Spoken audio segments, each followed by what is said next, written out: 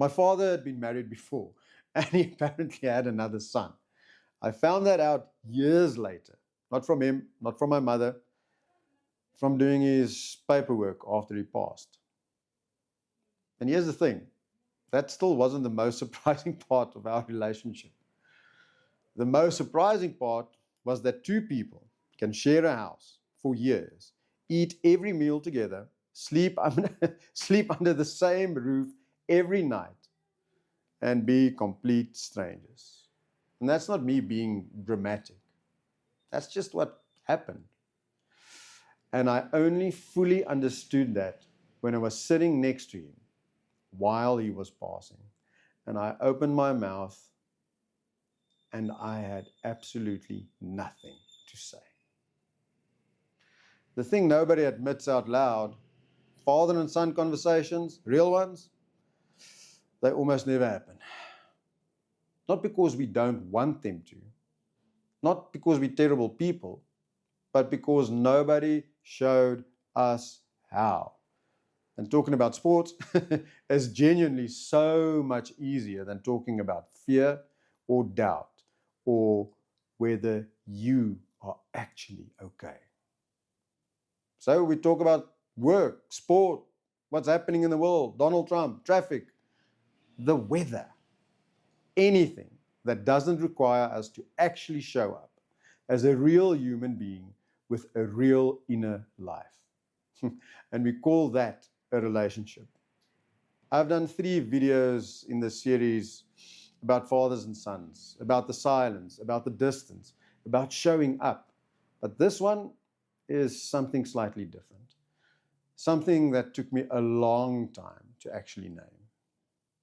It's about how two people can be incredibly close, physically, logistically, legally, and have absolutely no idea who the other person actually is. The strangest living arrangement ever invented. Obviously, if your situation resembles mine. I mean, think about it. Growing up with your father is one of the most bizarre co-living situations ever. You share a house, you share meals, you're in each other's physical space every single day for years. It's more intimate than most friendships and unfortunately most relationships. And yet, I did not know this man.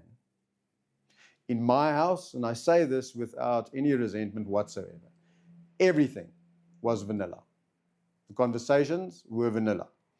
And I want to be specific here because I think it matters. The food was also literally vanilla. Same meals, same days, every single week. Monday was Monday's meal. Don't question it.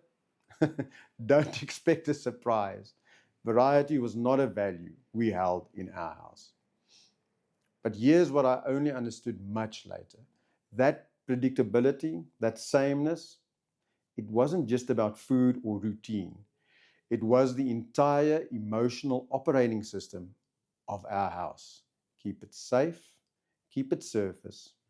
Don't go anywhere that might require you to actually feel something or say something true. And I found out years after the fact, not from him, not from anyone who sat me down and said, hey man, here's something you need to know. I found out my father was married before and he apparently had a son. Those aren't small details. That's a whole other life, a whole other human being who carries his name somewhere. Just filed under things we don't discuss, right next to emotions, personal history, and anything that requires eye contact. My reaction wasn't even anger. It was more like, huh? So there's a version of him I never had access to. A whole chapter I didn't know existed. And we lived in the same house. Here's what happens when nobody tells you anything about who they actually are. You fill the gaps yourself. You start building a character in your head. You take the actions you can observe and you write a story around them. The problem with that story is it gets darker and more distorted the older you get, because there's nothing real to correct it. I'm adopted, and I still don't fully know the whole story of why. I've had literally decades to speculate. Trust me, it's not a healthy hobby. I won't recommend it. But that's what you do. You make assumptions.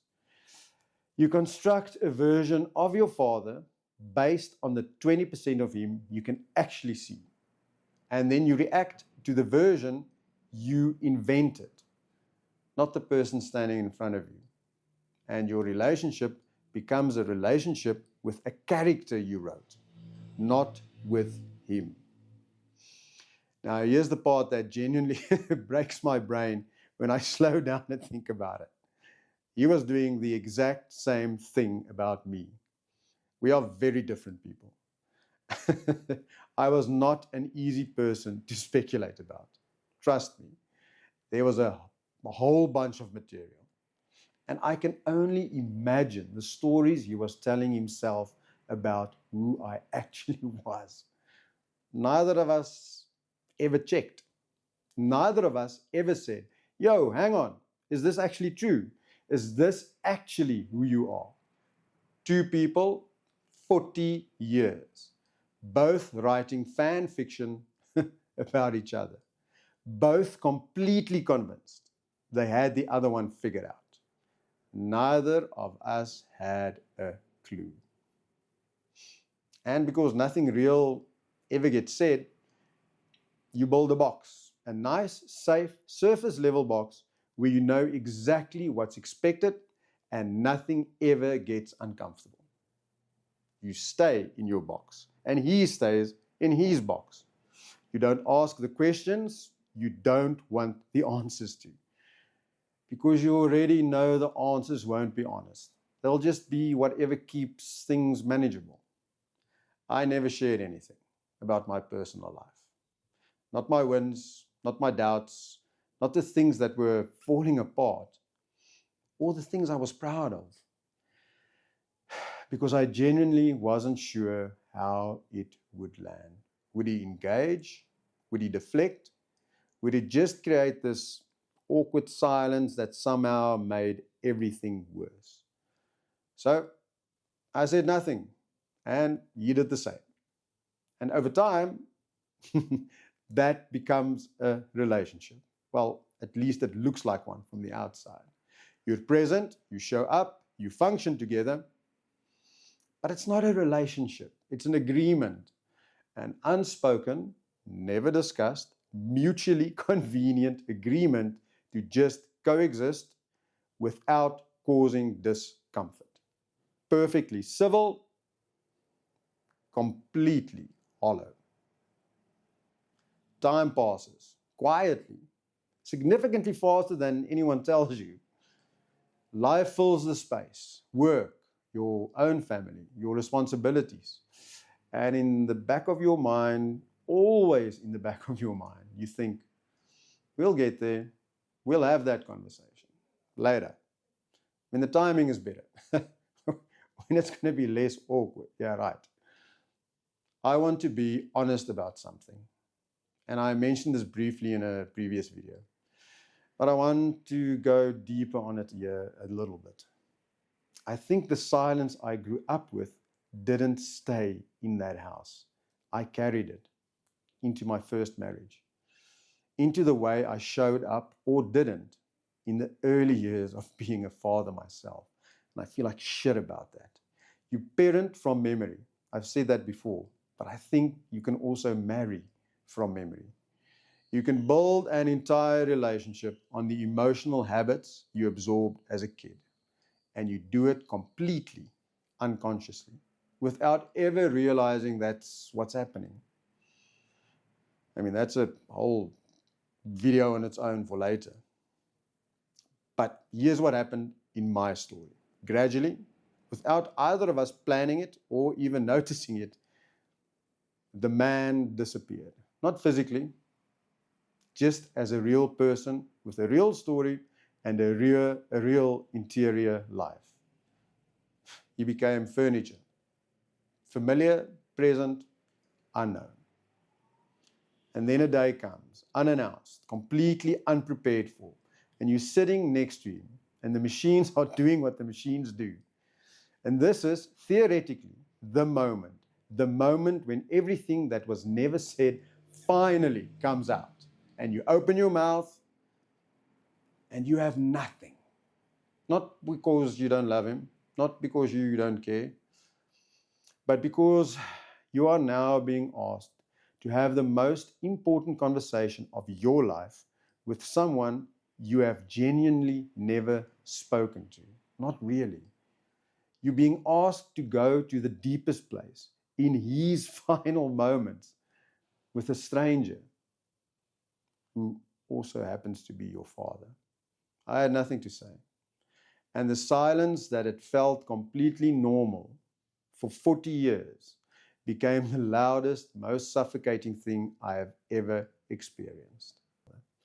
And one completely ordinary day, you catch yourself in a moment, in a conversation, in the way you respond to your kid, or don't respond at all, and you think, would they sit with me at the end and have nothing to say? Am I the vanilla conversation?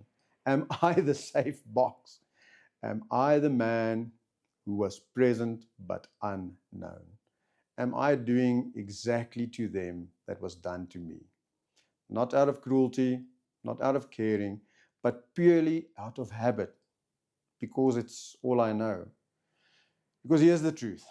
Saying the real thing is uncomfortable. The first time you say, I'm proud of you, and actually mean it, and it lands, it's awkward. Your voice even sounds weird. It's deeply uncomfortable.